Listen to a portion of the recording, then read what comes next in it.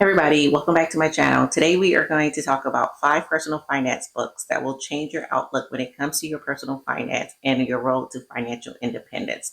Whether you are looking just to get out of debt or you're looking to start saving more and investing so that you can retire early or achieve some financial goal, all of these books will have some form of impact on it.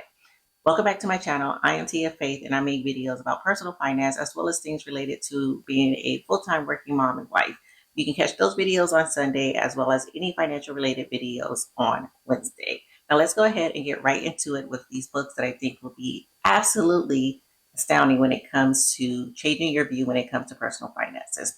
I have my handy dandy list right here and I'll be referring to it every so often. So let's go ahead and get right into it. And let me just note, these are not in any particular order by like favorite to least favorite or least favorite to most favorite or anything. It's just the way that I thought of them. The first book that we are going to talk about when it comes to personal finance, and this one has been around for some time. And if you are not new to the personal finance community, I'm sure you've heard of this author and I'm sure you've heard of this book.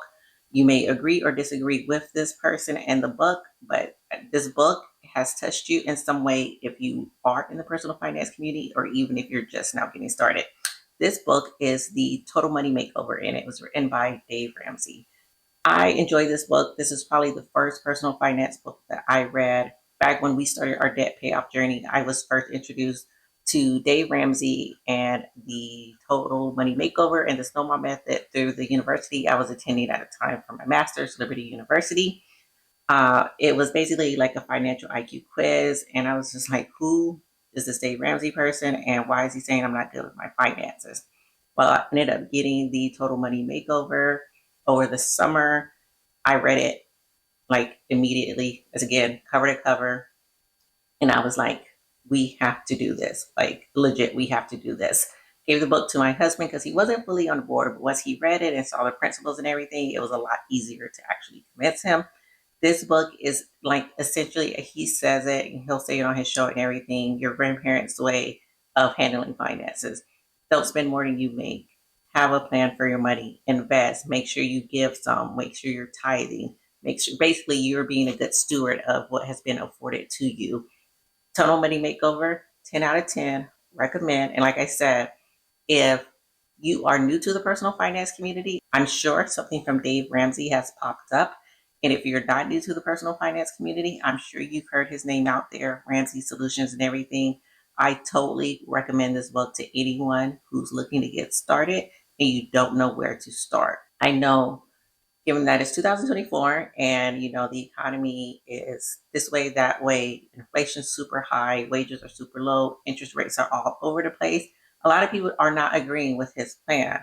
But one thing you have to understand, the $1,000 emergency fund is there, one, to help you prevent from going into more debt, but then two, if you have $1,000 emergency fund and you're throwing everything else at paying off your debt, there's a sense of fear that you don't want to be in, if that makes sense. It's like, I don't have any room or anything for anything to go wrong, so let me hurry up and pay this debt off so that I can build my emergency fund. But realistically, how many of us are out here before we got smart and responsible with our finances? How many of us were out here actually with anything more than $1,000 in the emergency fund? Ask yourself that before you question the plan. Okay, got it. So the second book that I would recommend is The Millionaire Next Door. And this book, it was written by Thomas J. Stanley and William D. Danko, both PhDs. This book is exactly what it sounds like, literally, The Millionaire Next Door. They're talking how your everyday plumber, your school teacher, your bus driver, they are your millionaires. And these people that they talk about in the book, and basically all the principles they talk about, are things that we know, but we don't necessarily do. So if you get a raise, you don't increase your lifestyle. So no lifestyle creep. Drive older cars. As soon as you drive a brand new car off the lot, the value goes down. But drive older cars that are paid for. Don't go broke trying to look rich. Save and invest. Pay yourself first. Put at least 10% of your money away. I really enjoyed this book because it really, what we see on social media is one thing. Let me tell you, every 23-year-old out here is not a freaking millionaire, even though that's what social media will tell you. The millionaires are people, there's nothing wrong with working a 9 to 5. I say that all the time. And I think sometimes we get so lost in social media and the highlight reels of what people show us that we don't realize that majority of the population works a 9 to 5. Their retirement plan is probably an employee sponsored retirement plan. Like, we are doing a lot of the same things. So don't go broke trying to impress people that you don't even know or anything. But again, pay yourself first, pay your tithes, save and invest at least 10% of your income, drive older cars if you can, things like that. And it's, again, it's going to be your teachers, your trash men, your bankers, your everyday person, the person that you at least expect is probably going to be the person that's doing pretty well in life or whatnot. The next book that I like, and I really enjoyed it, this was an audiobook that I listened to. And honestly, most of these are audiobooks because I had a very long commute before in my last studio assignment. So I listened to a lot of audiobooks. But the next book that I really enjoyed, I like how it's told, is The Richest Man in Babylon, and that's by George S. Clancy.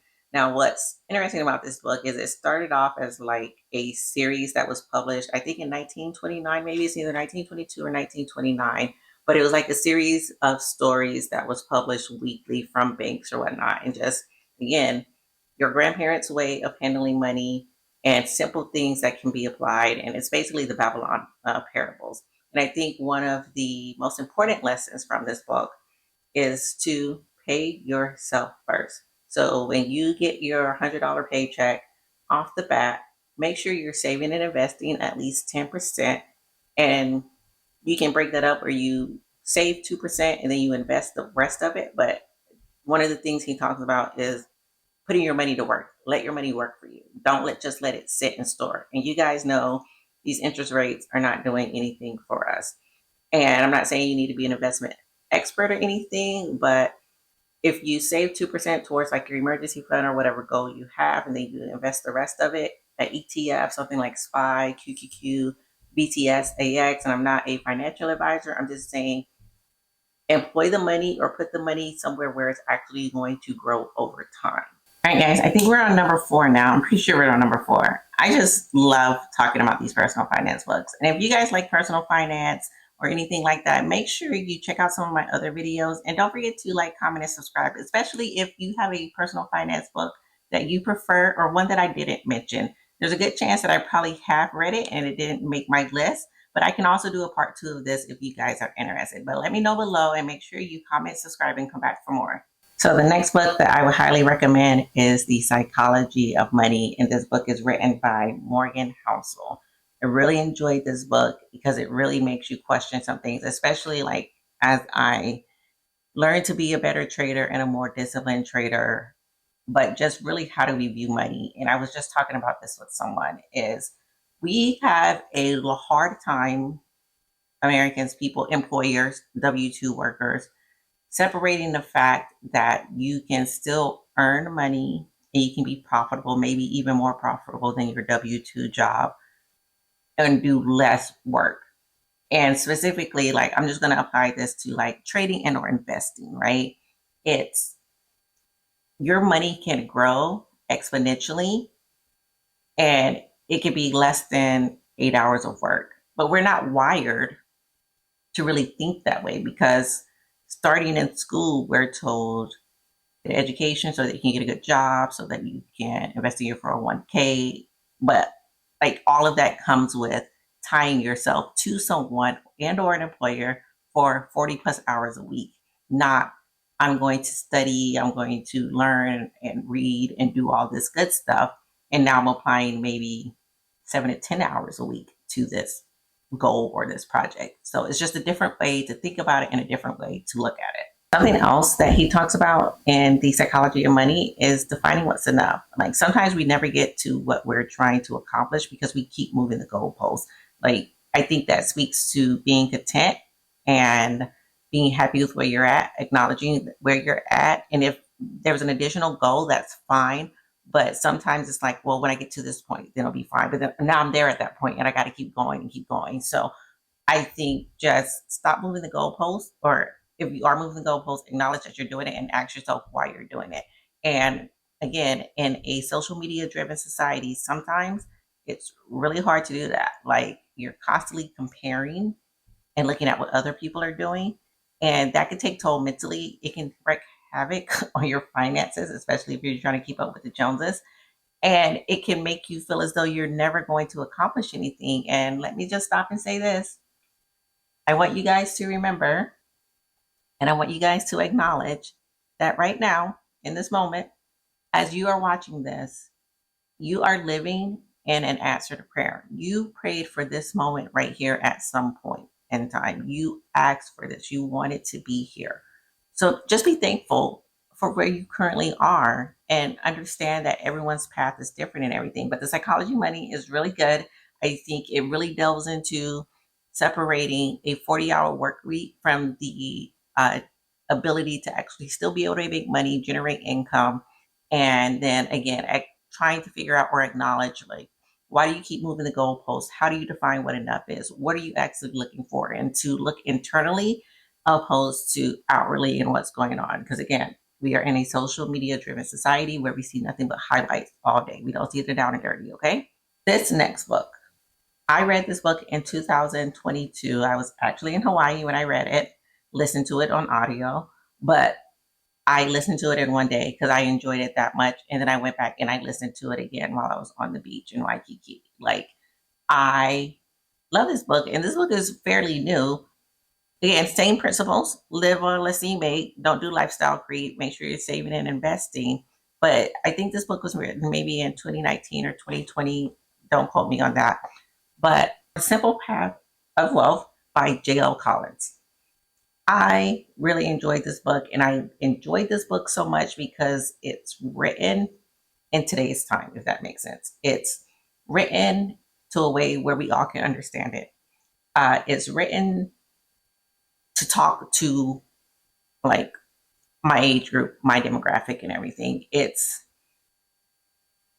very simple. It's easy to understand. It's straight and to the point. And again, it's one of those books that's like, I understand and I acknowledge everything you're saying, and I can actually do and fulfill this, right? So in this book, basically getting your financial house in order. Again, live on less than you make sure you're saving and investing. But then he goes further and says it doesn't have to be complicated. You don't have to have a portfolio that's 50 stocks big or anything. He suggests, or he recommends, or he talks about Vanguard stocks. And honestly, this is when I opened up our Vanguard account, because we were going through a financial advisor that we were paying percentage fees and everything. And I was like, I understand the stock market. Two, I understand ETFs, mutual funds, options, and all that good stuff. Three, why am I not managing it? Because I was being lazy.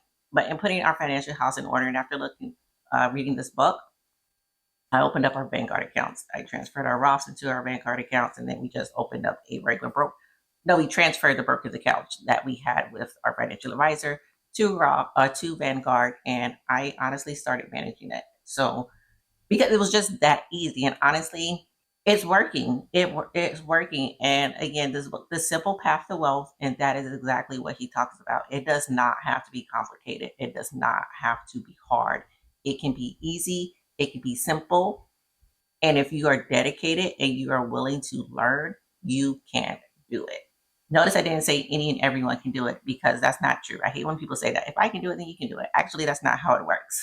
But if you're willing to learn, if you are willing to make the sacrifice, if you are willing to try and actually be cognizant and aware, you too can get your financial house in order, because it really is simple and easy. But one of the aspects of this book too, if you are on the path to financial independence, or you are looking to retire early, if you're just looking to retire in general, this book breaks it down so that it is so user friendly, and it's almost like it's very informational and it's very easy to understand. So I highly recommend The Simple Path of Wealth. I think the most important thing that I would like for you to take away from this is live on less than you make. Live below your means. Live within your means. Don't do lifestyle creep. Make sure you are saving and investing. I always say at least 15% of your income, but 10% works, 5% works. Start where you are at. Make sure you are saving and investing. Don't fall trap to keeping up with the Joneses. Understand that most of us are W-2 employees. We are working 9 to 5s. We are out here doing what we can. Our retirement plans are probably or employer sponsored plans, whether it's 401ks, 401bs, TSPs, Roth IRAs. Take advantage of what you have and use it towards your advantage.